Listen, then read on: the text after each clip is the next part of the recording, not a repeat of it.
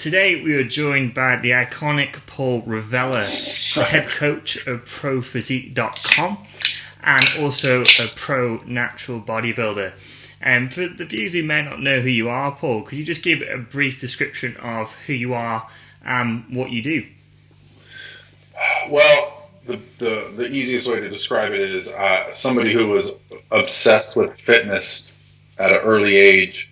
I played a lot of sports, baseball, basketball, and so when I transitioned away from playing sports, bodybuilding kind of became my focus. I had always been interested in putting on muscle, but playing sports was always at the forefront. And then when those were no longer there, bodybuilding became my obsession. I literally thought about it around the clock, bought all the magazines, and I got very fortunate that, the internet came around at a time when I was in a place where I thought about competing in a show, and I reached out to a guy named Lane Norton, who was a big nobody back then. He was on bodybuilding.com message boards, and he would go on to become one of the leading nutrition coaches in the world. And when I hired him, he and I basically struck up a friendship. He moved to where I lived, and he kind of brought me on this journey. And so I just continued learning, and he suggested that I become a coach, and I did. So that's when I started Pro Physique about 10 years ago. And through that, I continued to compete, continued to kind of educate myself. I attend classes here at the University of South Florida, where Dr. Campbell is very interested in physique enhancement. And I think the biggest thing that I do now is Pro Physique. It's no longer just me coaching people. I have 15 coaches under the Pro Physique label. We have 18 full-time employees. So it's an actual business, and we're in the process now. Tomorrow will be a monumental day in our company's history because we're getting our equipment for the gym tomorrow.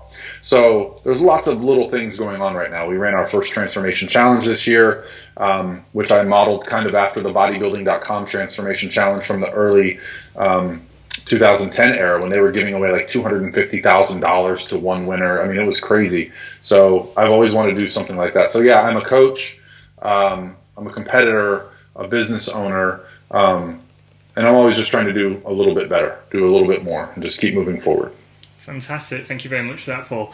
Yeah, it's interesting that you mentioned Lane Norton. I heard you refer to him as well about the Inside Life of a Natural Pro. And I remember, I think that was the first time I had ever heard about Lane Norton. And the thing about Lane, which I was quite fascinated by, is his intricacy and his attention to detail for the time. So used to the kind of 5 foods that work and stuff like that when I first heard about bodybuilding and stuff like that. And he was so research driven and evidence based. Yeah. So yeah, fantastic. So the kind of premise of the video I wanted to do today was the differences, or the kind of comparative differences between cheat days and cheat meals versus refeeds and strategic diet breaks. So if we just start with that to begin with, could you maybe give us just maybe a description of the terminology of a cheat meal to start with? Well, the first thing that comes to mind when I think about cheat days or cheat meals or refeeds is the psychology that's involved, because a lot of times we try to disconnect psychology from physiology, and I think that's a big mistake. And it's one of the things that I think that's allowed me to become a very good coach, is I try to really pay attention to what's going on between the ears of my clients, not what's just going on outside of their head, right? Not just what their body is doing, but what their mind is doing. The term cheat meal implies right away that you're doing something wrong. The term refeed implies that you're simply having a planned or scheduled increase in calories. So right there, you're immediately changing the mindset of a competitor. Now, the problem with competitors as it comes to a structured meal plan is that when calories get very low and they start to crave foods, they will actually start to think in a binary terms, especially if they've been given a very restricted plan. They will say, this is my diet, I'm on my diet, I'm on my plan, or I'm off my plan. The problem with that thinking is that, say that client who's on their, tilapia asparagus meal plan is at work and somebody puts some cookies down by them and they eat one cookie. A flexible dieter will simply say, okay, I just got to add that into my plan, and I'll fix it elsewhere. I'll just subtract something else. A person on a restricted plan who has cheat days will say, well, I've already gone off my plan. I've already cheated. why not just finish out the day doing whatever the hell I want? And that mindset shift is a huge change for dieters, because once the show is over, it's a very dangerous time. Or once you reach your goal, it's a very dangerous time, because now what is preventing you from just eating all the food in the world and putting all the weight back on? So I've never liked the term cheat. The closest term that I like is free meal or free day, where I say, I don't want you to deal with the agony of tracking, because as someone who's dieted many times myself, I can tell you the first thing that I do not want to do when the prep is over is plug my numbers into MyFitnessPal or Fat Secret or whatever app we use. That's the thing that bothers me the most. What I try to instill in my clients is I want you to develop good habits. So when the show's over, if you don't want to track, you still know that every day when you make your breakfast what it is. You don't have to plug it in to know that it's how many calories, protein, fat, and carb, because it's the same process that you've gone through. So for me, the biggest difference between cheat day, cheat meal is that is just an unchecked, dangerous time.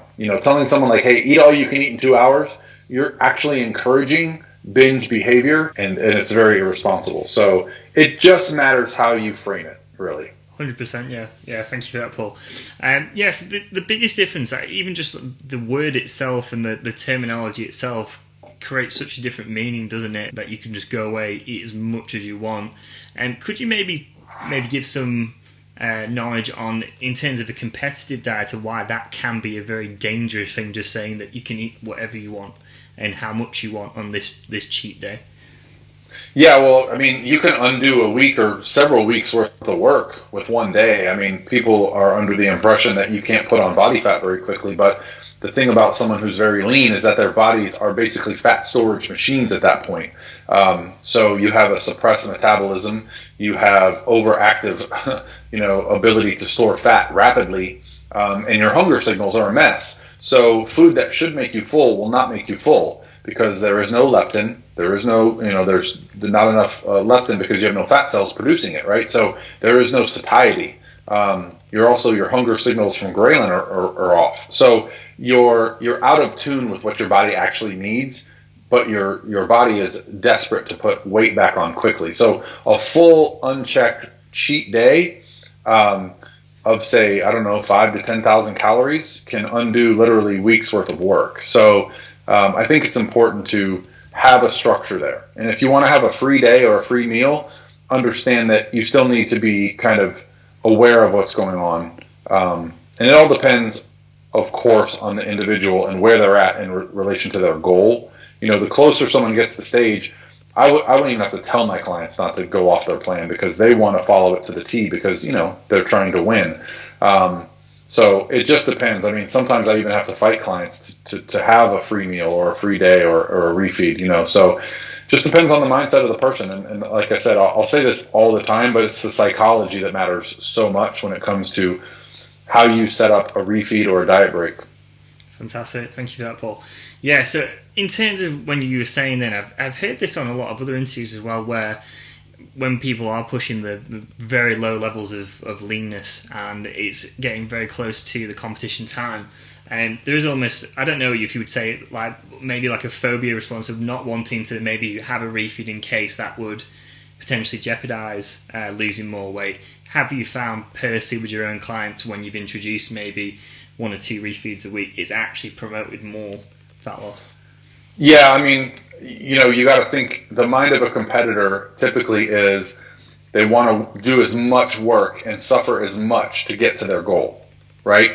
There's this association with suffering when it comes to competing. You just accept that it's going to be hard, and to win, you have to outsuffer the other person.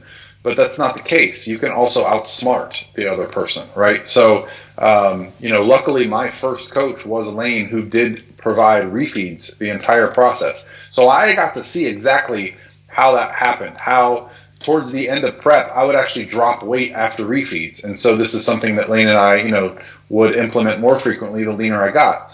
And even years later, when I had a conversation with Eric Helms when we were doing a tour in Australia, he brought up the idea to me of consecutive day refeeds and the value that they had over a 1-day refeed. So they're slightly less aggressive than a single-day refeed would be, like as far as carbs go, but you're getting a 2-day reprieve, bringing calories up. And so I immediately started using that with clients when I got back. And lo and behold, that started working. And those people really fought me. They're like, are you sure I can have this 2 days in a row? And then you even fast forward from there and you take a diet break, which is essentially just an extended refeed of a week in typical fashion. And I have clients that will be in the middle of prep. They're doing great. They're a little bit run down, and I'll suggest a diet break. And they're like, are you sure this is crazy? And almost all the time, they either maintain or lose weight during that diet break. And the only reason that's possible is because their mindset is so determined to hit the numbers, right? Most people hear the term diet break and they think, oh, I get to take a break. It's not what it is at all. It's essentially just a shortened period where we're bringing calories up and cardio down, but it just resets so many things hormonally. Meat goes up, hormones. I don't even completely understand, I think I have a grasp on why it works, but it's still remarkable to me that someone will be struggling to lose weight, but yet you'll bring their calories up and drop their cardio and they'll start dropping weight again, right? But that's because the competitor is so focused, and it's actually a wonderful case study to work with competitors for that reason. It's brilliant, yeah.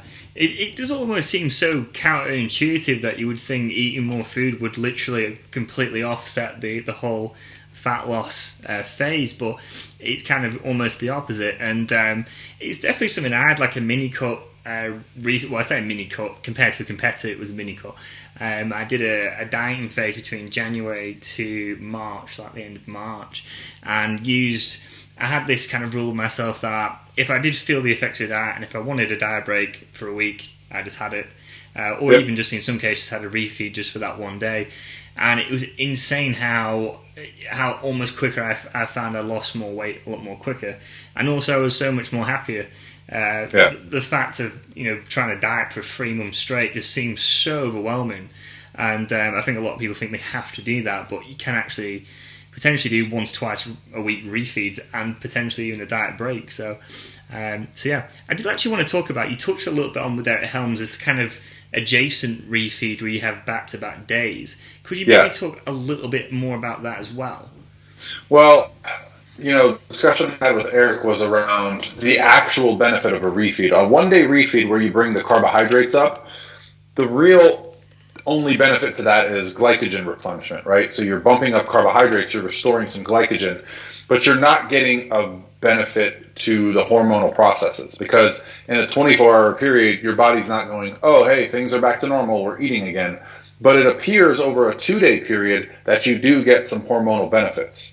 And even if we're just talking about a slight change in hormones for someone that's so in tune with their body, that's oftentimes enough, right? So that you can see either the scale being stable or down after 2 days of eating more, your muscles are fuller, so they look better, your digestion has improved because you're eating more, so it's sped up a little bit. So there's all these kind of things that happen to a greater extent over a 1 or 2 day period. The difficulty is, in a prep, you have a timeline, right? Whereas if someone just wants to lose weight, hey, you saw the Matador study.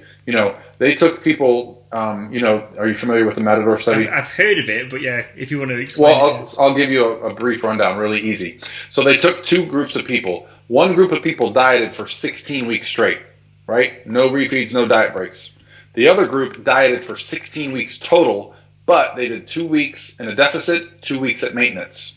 Yes. So it took 30 weeks, yeah. Right? So it took 30 weeks to diet for 16. But the results were remarkable. The group that took the diet breaks lost more total weight, kept more weight off, kept more lean body mass, and when the diet was all over, they did a follow-up. They had kept the body fat off versus the typical group, right? Now, they both lost body fat. So when you have a shortened amount of time, you don't have the luxury of going, well, we can just do 3, 4, 5 refeeds in a row. No, we got to get back to the tried and true method of, getting body fat off. But the 2-day refeeds, it's probably the bulk of my competitors throughout prep are going to be on a 5 low 2 consecutive refeed day approach. That's just the way that I find to be the most successful.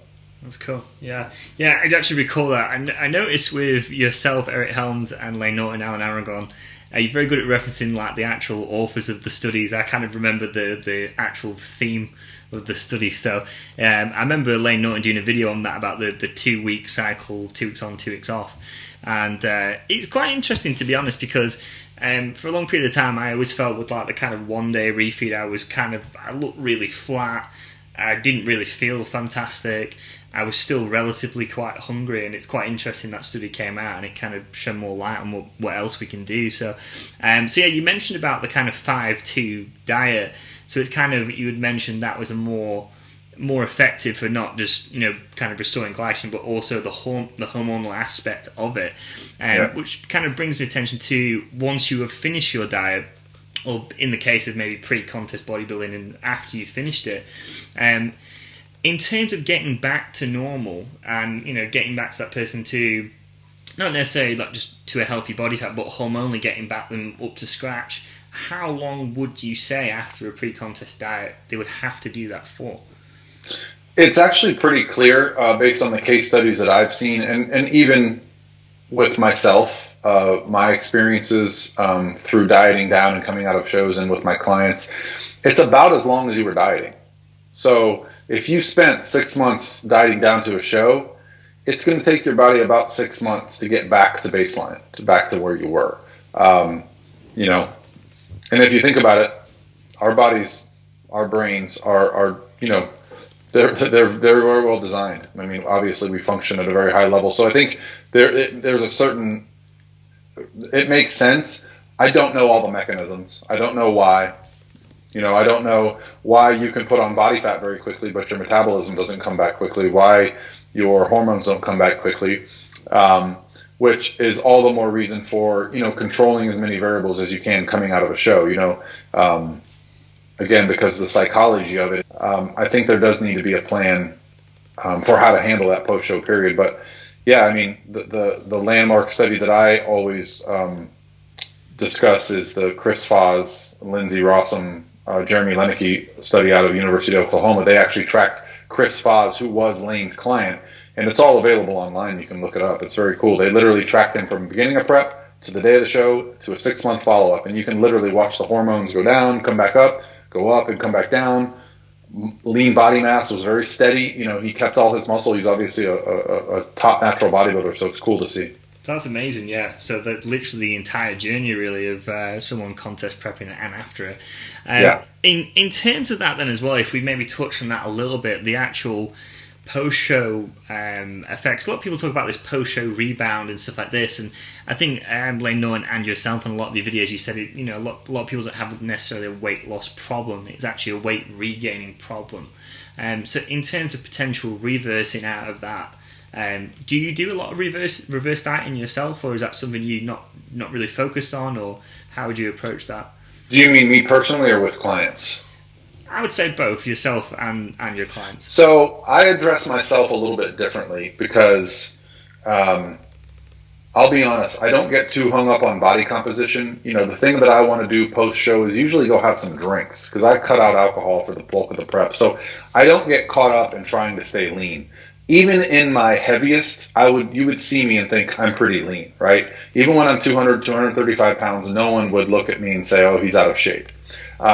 So dieting down to get into to show condition for me, it's honestly, by that time, I'm kind of looking forward to putting weight back on. In 2018, the last time I competed, I did a show in July. I did a show in October. And I did a photo shoot in November. So I dieted the entire year. I started in January, did the show in July. I stayed lean for 6 months. I remember 6 months later, I still hadn't put on 20 pounds, which for someone that's 200 pounds on stage, that's less than 10%. And I actually had to actively start forcing myself to eat more. I think my habits had just gotten so ingrained. And that's what I really try to impart on people, is that the reverse diet process, it's as much about the psychology as it is about adding calories. It's about getting back to normal eating habits, normal hunger signals. Choosing good, wholesome foods throughout the process really helps you not have to track every ounce and morsel you eat coming out of a show. So I kept most of my meals the same, but I would just have like a free dinner with my wife every night where I didn't really worry about what we ate. And that allowed me. Now, most of my clients are females. So now you're dealing with a completely different psychology. Because what I said was, I don't really care how I look after a show. Because I just want to put on some weight. I'm a guy. I'm tall. I'm lanky. I don't look good at 200 pounds with my shirt on. most women are not going to say, I don't care if I gain 10 pounds. If they're 100 pounds, 110 pounds on stage, they don't want to be 120 pounds within a few weeks. So most of them are going to go through a controlled reverse because they still want to look good in their bikini when they go to the beach, right? They want to be able to put on muscle, but not have to worry about looking bad. So I'm going to make an initial bump to calories, but the great part is the way I diet people down now is I'm actually feeding them into the shows going up. So they're already back to maintenance by the time we hit the show. So they're not going out and binge eating after the show. They're not stocking away treats and candies because they know they haven't had them in months. Most of my clients after the show are already so full, like they don't even care what they eat after the show. Whereas other competitors that have been so restricted cannot wait for the show to get over because they're going to go to Cheesecake Factory and get 4 desserts, right? Yeah. So I've already set them up for a more successful reverse. We already have calories, in a lot of cases, back up to their maintenance when prep started, going into their reverse. So they're getting a lot of food volume. They got a lot of satiety. They still have hunger signals and energy issues because they're so lean, but we're able now to kind of manipulate those variables so that they are able to have a happy place in their physique for their goals. So yeah, I absolutely still use reverse dieting. Absolutely. Cool. Brilliant. And then in terms of the reverse dieting, because I noticed you're one of the few people who says that you do that, where you just bring calories back up to a point where they're around their predicted maintenance, and so after the show they don't have these astronomical cravings and they need to go eat everything in sight. In terms of the recovery diet, I noticed that Eric had posted more about this recently. And do you necessarily believe in that, where, say for example, if you have managed to walk all their calories to a relatively good place where they're not on like 50 grams of carbs on an average day or something like that, do you feel it's necessary to force feed someone to get them to a healthy body fat, or is that something you don't necessarily do? It's still a case-by-case basis, and Eric and I have talked about this, Alberto and I have talked about this, even Jeff Alberts and I are pretty good friends. Like, those guys are people that I look up to, always have. So, anytime you give something a name, there starts to be like this bipartisanism, like you're either this or you're that. It's a case-by-case basis for me. It always comes down to talking to the athlete. How are you feeling? What are your goals? Hey, coach, I know the show just ended, but I'm in a wedding in 3 weeks. I want to stay lean for it, or I have a photo shoot, right? You're going to tell that person that they need a recovery diet and put on some body fat? No.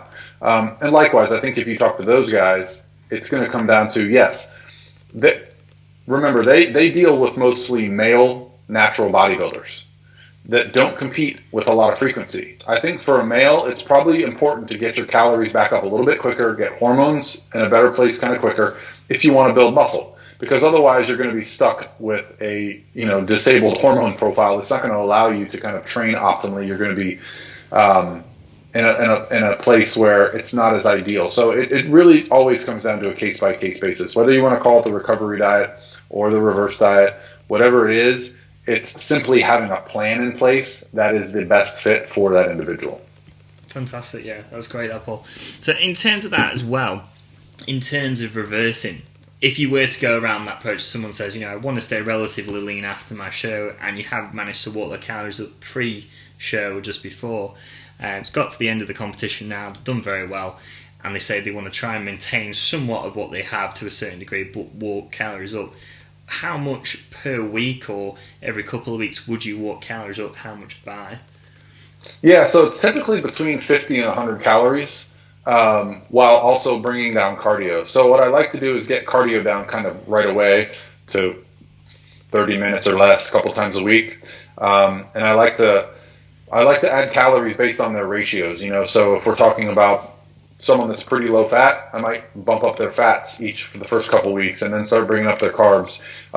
If someone tells me they're really hungry, we might bump up protein because protein has a very low kind of impact to body fat. You can bump up protein a bit. It's not going to have any benefit anabolically speaking, but it's going to have a lot of benefit to satiety and food volume and hunger. So we can safely bump up protein if someone tells me they're hungry. So, but 50 to 100 calories does not sound like a lot. But when I've already been bringing calories up, we can do wonderful things with it. And if you're up after 2 months, 1,000 calories, and you're still in a very good place, and you got to remember, these aren't normal dieters. These aren't people with kind of normal expectations for their physique. They hold themselves to a high level. Most of my clients are coming off of a show, and then they already know their next goal. Like if they just had their first season, they want to go to nationals and turn pro. If they just turned pro, they want to get to the Olympia. If they just got to the Olympia, now they want to win the Olympia, right? So I'm working with people that are literally treating their off seasons with more detail than most competitors treat their preps. So I'm very fortunate. It's almost like I get to work with people in a metabolic ward. I get to control so many variables that I see some really cool things. Cool. And in terms of that, Paul, as well, because your clients are primarily, fitness competitors, physique competitors, was that something you made an active choice to seek out, or did you for some time train like the general public and then was like, no, I really want to train, predominantly fitness models, bodybuilders? Is it just someone, that clientele just seems to gel with you a lot better, just out of interest? Yeah, that's a good question because, when I first started coaching, my first ever client was a competitor. However, I would say for the first half of my coaching career, 80 to 90% of my clients were what I would call lifestyle, right? They had lifestyle goals. They want to get ready for a wedding. They want to put on some muscle. But I started having some success with competitors, even having people earn IFBB Pro cards, Natural Pro cards, and that type of success. Competitors are a very picky breed. They don't want to be a guinea pig, right? So I have many competitors come to me from other coaches who have great results with their lifestyle clients. But when you start getting into competing, you start looking at the people that look the way you want to look on stage. That's how I found Lane Norton, because of the Life of a Natural Pro series. I saw what he was doing with Tommy Jeffers, and I thought, that's my guy. So through that narrative, I began to notice I was getting more and more competitors.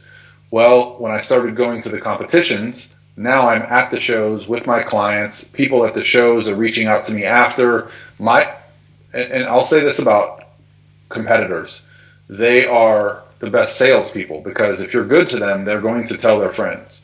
Or if they're in the gym and someone says, hey, you're doing a show, I'd love to do one, they're going to say, email my coach. He's awesome, right? So I made the decision, I think, maybe 2016, 2017, that I was going to start focusing only on competitors. And the reason being is it's quite expensive to be a comp coach, right? I went to 40 shows last year. Wow. That's not cheap. So to make that transition, I really had to be in a really secure place financially, as far as the number of competitors I had. And when you focus on a single niche, it really allows you to get really good at it, because I'm not looking at all things. I'm going to shows, I'm talking to judges, I'm looking at what other contest prep coaches are doing. I'm trying to really learn from people. I have access to some of the smartest people in this fitness industry. And so when I run into a problem, I can address it. And, when you start doing that, you start to really, I get a lot of inquiries from competitors. And so it's just easier for me at this point. And I think the reason I like it, because I have some people that reach out to me and go, how do you coach competitors? They're crazy. I'm a competitor. I'm crazy, right? So I have the same mindset. I understand what they're going through. I appreciate competitors because the biggest difference in my mind between a competitor and a lifestyle client is a competitor is going to give you no excuses. A competitor is not going to say, hey, my cousin was in town yesterday and I just wanted to go out to dinner. I haven't seen her in a while. We had a couple drinks and I ate too much. That doesn't happen in prep. So you just know what you're getting with a competitor. So I don't know. I just really connect with competitors very well. The competitive mindset to me is very clear. So cool. That's great, that Paul. Yeah. So yeah, in terms of that, because bodybuilders in general, I've noticed as well, like the common denominator thing is they are actually extremely hardworking people. They tend to be very successful in their relationships, within their business and their finances. Socially, they seem to be very well at getting on with people. Have you noticed any kind of personality common denominators as well, Paul, in terms of like their character attributes? Anything what makes them not just a good bodybuilder but good in every walk of life as well? 100%. This is such a good question, and this is something I think about all the time, in fact, because when you start competing in bodybuilding, and I'll speak to natural bodybuilding in particular, I started noticing early on that the people that I was meeting at the shows, the people that I was meeting at the seminars, we all had some hobbies and similar interests. First of all, highly high education levels. So we're not talking about people that just went to high school. We're not talking about people that just went to college. But almost everybody I know in this field, highly successful natural bodybuilders, are also have postgraduate degrees, master's degrees, PhDs. Like, this is very common. Another very common thing that I found was they played some kind of a musical instrument. And I'm going to tell you what the common trait is between natural bodybuilding, playing a musical instrument, and having a postgraduate degree. Delayed gratification.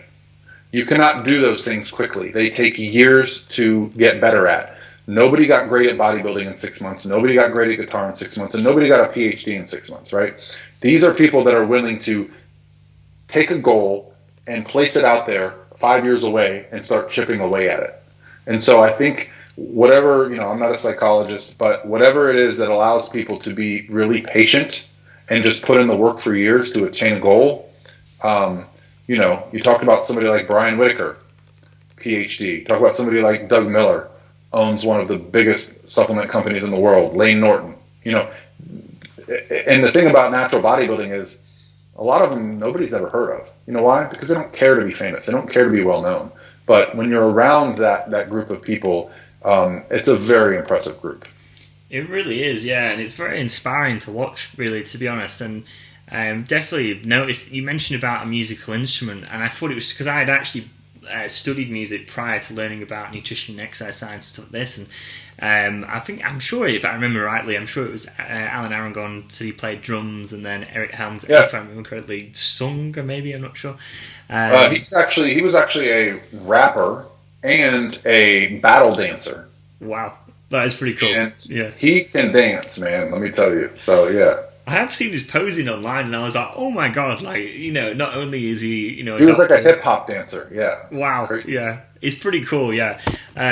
Also, something I have also noticed: people with these unbelievable profiles of the most amazing physiques and academic qualifications, that they have so much humility about them. You would think, people getting their shirts off and have all these qualifications, they would be the most narcissistically arrogant.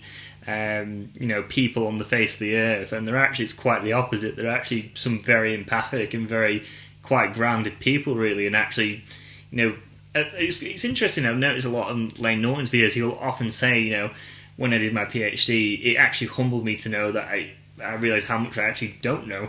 And this is someone I can't remember the interview exactly. I think it was with Joe Rogan, and the level of fluidity when he is speaking about nutritional sciences, bouncing between different studies, and it's just to do that with such ease and mastery. It's really profound to watch. So, have you also found that, Paul, in terms of humility and being humble within someone's learning and physique goals as well? Yeah, I don't think you're going to last long if you're not humble in this sport, because there's always somebody better. There's always somebody smarter. I grew up playing sports, and at a very high level, I played baseball in college and basketball throughout college, and you learn very quickly that if you talk a big game and don't back it up, you're just going to feel like an idiot and look like an idiot. So, and the same thing comes with education. Going back to school for me was more about me pursuing something that I was very interested in and learning. So, I remember just sitting in the classroom in exercise physiology thinking, wow, I have a lot to learn. And that's the Dunning-Kruger effect, if you've ever heard that term. It's basically that, the less you know, the more confident you are. And then there tends to be this curve where you start to learn more, and then you start to realize how much you don't know. And then after a period of time, you start to realize, okay, I am an expert, but there's still so much to learn.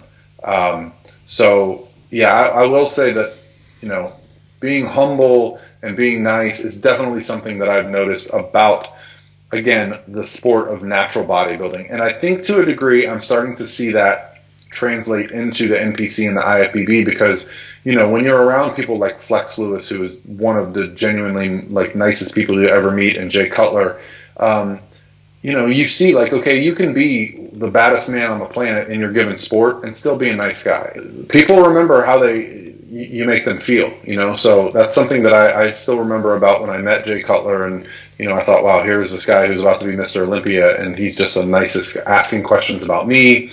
I think that's a part of I mean, let's be honest. Nobody in natural bodybuilding is going to be famous for natural bodybuilding, right? It's a sport you do out of passion. So, yeah, there's really no value in just not being, genuine with people. 100%. Yeah, I love that. And then just to kind of wrap it up, Paul. In terms, if we were to do a structured refeed with someone, and they came to you within their prep now, or if they're just maybe potentially general population watching this now, how would they structure their own refeed? How much would you increase it by? Is there certain macronutrients you would manipulate more than others, or how would you go about doing that for someone? Yeah, I mean, it goes on a case-by-case basis, but I'm essentially going to kind of double the carbohydrates. A lot of it depends. Now, if someone's on 300 carbs, I'm probably not going to double them to 600, right? I might just go to 500. But the goal would be to increase the carbs between probably 80 to 100%. Protein is going to be, if I can, I'll drop it a little bit. If they're eating more than a gram per pound, I'll bring it down to a gram per pound. And then fats, I'll probably drop them a little bit as well, as long as they're not on poverty fats. That way you're offsetting some of the benefits from the carbohydrates by dropping some of the calories from the other macronutrients. Carbohydrates are protein sparing. So there is a little bit of science there, but the real number is going to have to probably be adjusted based on how they respond to that refeed. And I'll always try to have a conversation about what foods to use during a refeed. If somebody's on very low carbs, if they're at 100 carbs or under, they're probably eating a lot of vegetables. If they simply double their vegetables to hit their refeed goals, they're going to have some digestive distress. So I try to make refeeds, based around easily digested sources so that we can kind of get the benefits of those quickly. But yeah, I mean, so I'll give you an example. Here's what I do. I'm at 230 protein right now. I'm at 250 carb, and I'm at 70 fat. When I do a refeed, I bring my protein down to 200 because that is my lean body mass stage weight kind of area. So I'm very safe there. My carbs being at 250, I'll bump them up to 400. So not quite double. And then my fats being at 70, I'll actually bring that down to 50 to 55 for that day. Right? So I'm offsetting some of the calorie intake, but I'm having a significant increase in carbohydrates. And I don't know if it's, placebo, but I notice it that day. Like later that day, I start to really feel like, wow, I'm feeling good. The leaner you get, the more impact carbohydrates have on your performance and how you feel and how you look. That's cool. I think I remember on one of your videos you mentioned, I think you touched on it a little bit there, this idea of that you shouldn't necessarily drop your fats too low on a refeed as well. Could you maybe explain the science behind that as well? Yeah, so a lot of vitamins and minerals are only fat soluble. So if you are taking in a lot of carbohydrates that are only fat soluble, you can really jam up your digestive system and you can get some bloating and some uncomfortableness. Now, I used to do this in the past. I would drop my fats really low for carb days, and then I would just feel kind of backed up all day. So I think it's important that you do get fats with each meal. So, but at 70 grams of fat a day, that's a lot. I'm very comfortable there. So for me to go down to 55, that's nothing. If I have somebody on, say, 35 or 40 grams of fat, which is kind of the bottom that I like people to go, I might actually bump their fats up on a refeed day just to help their digestion, So it always varies based on where I feel they're at in the process. And fat's very important. It starts our cascade of hormones. So, having some higher fat days can also be helpful. That's brilliant. In terms of the amounts as well, I know you kind of touched on grams and stuff like that. A lot of people usually say the traditional thing is to try and go to their kind of approximated maintenance at that specific time in their journey, which is obviously going to be fluctuating depending where they are in their diet, where they are with their body composition. In terms of that, do you ever go maybe slightly past their maintenance or their predicted maintenance? Yeah, absolutely. I mean, it's not a thing where I'm too worried about exactly what's going to happen if they eat a little bit over maintenance, because again, these are finely tuned athletes. In a couple of days, we're going to be going right back into a deficit. So it's more about paying attention to what happens. If you have a refeed or a 2-day refeed and you still don't get that fullness, let's bump it up a little bit, right? Because I also use this data for setting up a peak week plan, right? So how people respond to their refeeds gives you an insight to how it's going to go once you get to the stage. So yeah, I'll tinker with it. If somebody's dropping weight and they still feel a little bit flat, hey, let's try bumping it up by 20 or 30 grams of carbs. You'll be amazed at just how much a little bit of carbohydrates can impact somebody positively. That's brilliant, yeah. In terms of with your own preps as well, Paul, have you found what was the most kind of severe at the lowest levels of body fat you've managed to get to, and did it feel that severe to yourself?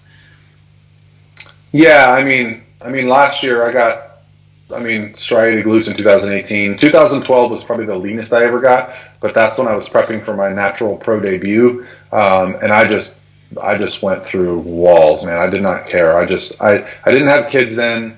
I literally just went to work, came home, went to the gym. That was my life, and I was coaching at that time, but my business, it was just me. I just had a few clients. It wasn't like this. So, I don't know actual body fat percentages. If I showed you pictures, I think I was 5%. I had striated glutes top to bottom, split hamstrings. There's actually videos on YouTube from that show, the Global Cup, the 2012. It was back then. It was the IFPA, was the OCB's Natural Pro organization. So that was my pro debut. And then a couple weeks later, I did a show in Cape Cod. But yeah, so I got pretty close to that in 2018. So the real struggle there is just energy. You just as the day goes on, you wake up, you feel pretty good. You wake up hungry. Sleep gets shorter. I only sleep maybe 5 or 6 hours a day when you're that lean, and that's something that my clients will ask me about. And I think that just comes down to human survival. If you think about it from a survival instinct, if you're in a situation where your body's essentially starving, it makes more sense to be more alert and awake, to eat more food, right? Which is an evil side effect of getting lean for a show. You're more awake. Yeah. So I would get up and I would feel good in the morning. I would eat a big breakfast. I would have my coffee. I would go work. By noon, 1 o'clock, you're like a zombie, man. Like, you can take all the pre-workout you want. You're going to be, workouts suck. So that's when I shifted to earlier workouts. I would start working out after breakfast or after my second meal. And really the only time you look good is with your shirt off. You're so lean that your face is sunken in. You're swimming in your t-shirts. Believe me, I wore a tank top to the gym every single day because otherwise I just look like I don't even lift anymore. It's I don't know. It's something that I only do it every couple of years for that reason. Because when you go through it, you go, man, this is hard. I'm not going to do this again for a while, but I'm already looking forward to it. I'm probably going to compete next year, So I don't know. A lot of people think, oh, well, I don't want to compete. It's stupid. Why would you ever do that to yourself? And I think, well, it's stupid to me to try to make my car go faster in a quarter mile. Doesn't mean no one enjoys it, right? So we all find things that we love and enjoy, and I like that other people don't get it. Yeah, we're crazy, but that's what we love doing. So love that. Yeah, it's almost like I find, I don't know if it's like with the personality trait conscientiousness, that we seek things that the challenge stimulates us. That if we went after something that was just half-assed and we could already do, that it wouldn't be a sign of growth or improvement. So it's quite interesting that you mentioned that the lower levels of leans. For me, I've never ever been 5% body fat. I think I would probably say at a push maybe 9 or 8%, but who knows. But I don't know if it's because my dad was diabetic. I have massive issues to do with hyperglycemia. So for me, if I go too low carbs, I feel my blood sugar just goes unbelievably low, and I have to be quite wary of what kind of carbs I'm eating and amounts. And I definitely could not do a ketogenic diet, I'll tell you that much. From what I've experienced, I did it for a whole year one time, and I remember not being able to walk. It was awful. It's horrible. Wow. Yeah. And it wasn't like I said I did it for like a week and then was like, oh no, I can't do keto or anything like that. But yeah, for me, I could resonate with you to a certain degree. Maybe when I do a competition, that's definitely on the horizon at some point. It's on my bucket list to do at least one. But then who knows what might happen after that. It seems like, from what I've heard, that most people get the bug and then do a series of them. So it's interesting because the leaner you get, the worse you feel, the more positive attention you get. People in the gym are going to be like, man, what are you doing? You look great. Can you help me? You take countless pictures because every single day you wake up just looking better than the day before. So there is some real positive reinforcement that you're going through it. And, I say suffering, but it's self-inflicted suffering, so it's not really suffering, but it is difficult because you don't feel that great, but at the same time you have all this momentum about the show, and so at the same time when it starts getting hard, you're close enough to the stage that the momentum and the positive feedback really help push you through. And that's why I always tell people, like, the only way you're ever going to get shredded is if you have a goal that's more powerful than your reason to eat something. And, getting on stage is certainly that reason. You know what you're up against. You know you're going to be getting up there and basically naked, and people are going to know if you put in the work or not. And so that was always my kind of excitement. And I did it in 2018 under the radar. I didn't tell anybody I was prepping, and so I think going forward that's probably be how I do it. But in the early days, I documented the crap out of my prep. So yeah. That's pretty cool. Thanks for that, Paul. In terms of that, I remember you never told, just saying then that you never told anyone about it. I remember watching an interview with Henry Rollins, and he was saying how when he first got into working out, the coach he had said, "Don't look at yourself, just do the training, focus on your eating right, and then in 3 months' time, I want you to look at yourself in the mirror." And I thought that's such a cool. I mean, I don't think I would ever go to that extreme. I think I would have to look at myself just to gauge progress to some degree. But yeah, but I thought that was really cool.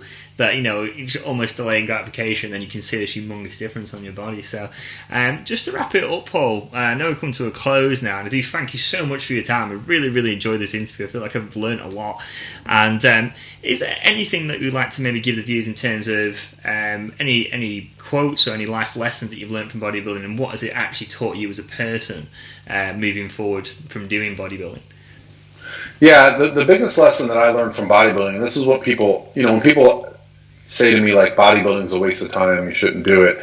I was at a point in my life where I had a decent job and I was I was okay, but I certainly wasn't thriving or getting ahead. And when I decided to enter my first bodybuilding competition, what it taught me was that I was in control of every aspect of my own life. I think, up to that point, I thought, well, the reason I don't have a better job is because, this person, their dad paid for their college, or this person kisses too much ass, or the reason that I don't, have the life I want to have is, whatever excuse. And once you start entering a contest prep, I had no excuse. Why didn't I do my cardio? Why didn't I eat my meals? Why did I miss a workout? Why did I stay out too late and I'm tired today? You start realizing, like, you need to trim the fat on your life if you want to achieve your goals. So during that contest prep, I just remember how good it felt to plan ahead my day. I actually started getting to work earlier. I started going back to school, finishing my bachelor's degree. I ended up getting promoted. Like, all these things started happening to me that I thought was awful coincidental during this time when I was also taking myself more seriously. I was putting myself first, not my friends, not anybody else. It was what I wanted to do that day. And the real value for me was just learning how to organize my life, learning how to schedule my time to get more done in a day. And within a few years, I had quit that job, started a company that's now, I don't like to talk numbers, but we're a very successful company. And so it's just more of that, more onward and upward. And that's all because of the lessons that I learned from that first bodybuilding show, was time management, setting goals and achieving them, and just trimming the noise out of your life. Yeah, that's it. And that's why I love, like, people like Gary Vee, because he kind of he pushes that message a lot. Like, do the work, put the work in, and that's it. It's very true. 100%, yeah, I love that, Paul. Thank you for sharing that as well. Yeah, definitely with Gary Vee. There's something about Gary Vee which is very unique, I find, compared to a lot of, like, the entrepreneurial people you often see. Talking about things like patience and humility, kindness. A lot of people talk a lot of rubbish sometimes, entrepreneurs, and say, well, they have all the money, and again, kind of what you were alluding to before, this blaming everyone else for their problems kind of thing. And you mentioned it, that you gain this sense of control and it kind of coherence across your whole life. Do you think it gives you a certain amount of strength and a massive advantage over the people going through such a severe contest prep and getting to these infinitesimal low levels of body fat? Do you think that provides such an advantage and strength, with everything else you do because of that suffering? Well, I know this. Nobody can outwork me. If I choose to put my mind to something, I know nobody can work more hours or get more done. I consider myself pretty intelligent, so you can usually find solutions to problems that either I personally have or my company has. So, I don't think of it in terms of that. I just have this quiet confidence that I know whatever I want to do, I'm going to get it done. Because I'm not in a rush. I think one of my problems with the culture right now, as far as being an entrepreneur or a business owner, is people love to talk about what they've done or what they're doing, and then they want to sell you a course or tell you how to 10x your business. I don't want to 10x my business. You know what I want to do? I want to 1.5 my business, 1.1 my business. I just want to keep moving forward. And I don't need to have the fancy cars or fly on private jets, right? So I don't know. That's the thing I like about Gary Vee. I don't even know what kind of car he drives or where he lives or any of that stuff. He just talks about the basics of success. And what I liked about him when I first discovered him was that he kind of showed me that it was okay to work more. I always had this fear of I'm working too much. You got to have this balance in life. You got to work hard and party hard. No, I mean, if I want to work 80 hours a week, that's up to me, right? So as long as my wife's okay with what's going on, and so that the work ethic thing is kind of something that was very eye-opening to me, because there are periods of time where I definitely work too much, but it's always to get to a better place so that I can have a better life, have more freedoms and stuff like that. So I don't like those. Look at me, entrepreneurs that talk about 10xing their lives. You're 10xing that guy's life. Yeah. Or that. Yeah, love that. Yeah, it's interesting you mentioned about that. Yeah, I don't even know what car Gary Vee drives or what house he has, and I love that he's so humility. He's always so process driven versus outcome. Rather than focusing on this big shiny pot of gold at this end of the rainbow, he really focuses on, these are the fundamentals of, work ethic and character and stuff like this, which I really love. So we'll bring it to a close there, Paul. Thank you so much for your time. I've really, really enjoyed that. It's very, very insightful. Is there any place we can get a hold of you, Paul, if anyone wanted to contact you in terms of preparation, any questions they might have? Yeah, so prophysique.com, straight up. That's where all our information is about our coaching. There's a contact form on there. There's an inquiry form for if you're looking for prep coaching or lifestyle coaching. Like I said, we have 15 coaches now. We have registered dietitians, people with masters in exercise science. We also now have a medical director on staff. So, we're trying to do all the right things to make sure we're providing the best resources. We do a free 30-minute phone call before any client signs up, so we make sure that they're a good fit with their coach. And then, of course, my YouTube, my Instagram, and my podcast is Redefine Healthy Radio, and that's pretty much it. Cool, Paul. Thank you so much, my man, and hopefully maybe do another one in the future. Maybe, who knows? You have a nice day, my man, and we'll speak to you soon. Thanks, Josh. I appreciate it.